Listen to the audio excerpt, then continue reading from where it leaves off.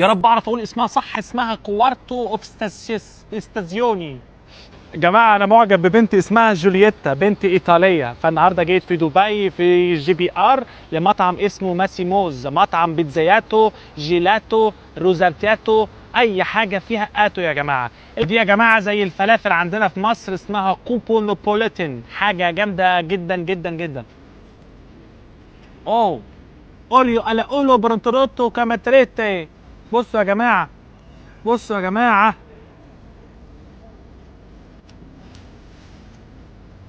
جمبريتو ايطالياتو ايطالياتو ان دبي يا جماعاتو. بصوا يا اخواتو، بصوا اللازانياتو. اوبا اوبا اوبا اوبا، يا نهار ابيض.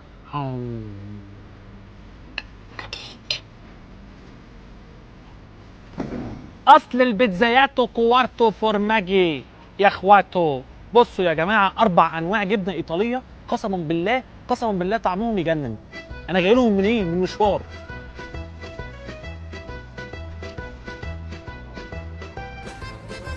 يا رب اعرف اقول اسمها صح. اسمها كوارتو اوف ستازيوني. ده تركي عليها يا جماعه. بص عامله ازاي، بصوا بصوا بصوا بصوا بصوا بصوا بتلعب بيه.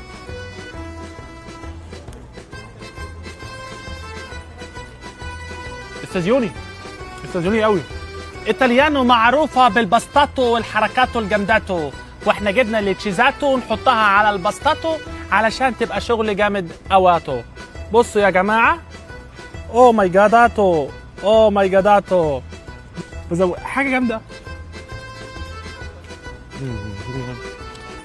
رساله لامي في مصر، ابنك في الامارات ياما بياكل باستا بولونيز، يعني مكرونه باللحمه المفرومه اللي كنت بتعملها لي موجوده هنا يا. بص عامله ازاي، مزودين لحمه مفرومه. كنت انت بتقللي اللحمه المفرومه في الطبق بتاعي وتزودي عندك انت، انا فاكر كل حاجه. ايه ده يا جماعه ده؟ بص يا جماعه عامله ازاي يا جماعه.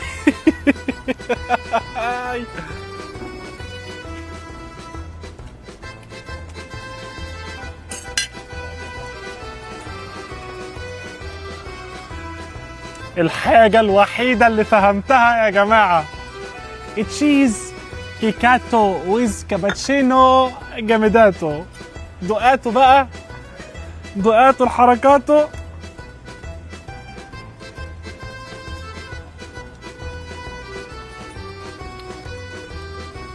عارفين الطعم عامل ازاي؟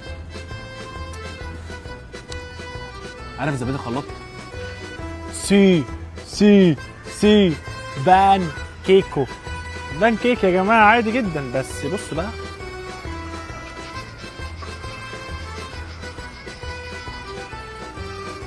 جماعه ده طلع في ناس كتيره جدا في الامارات بتحب الاكل الايطاليانو.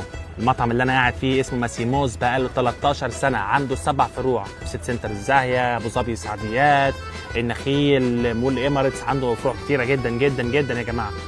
ربنا يستر، ربنا يستر.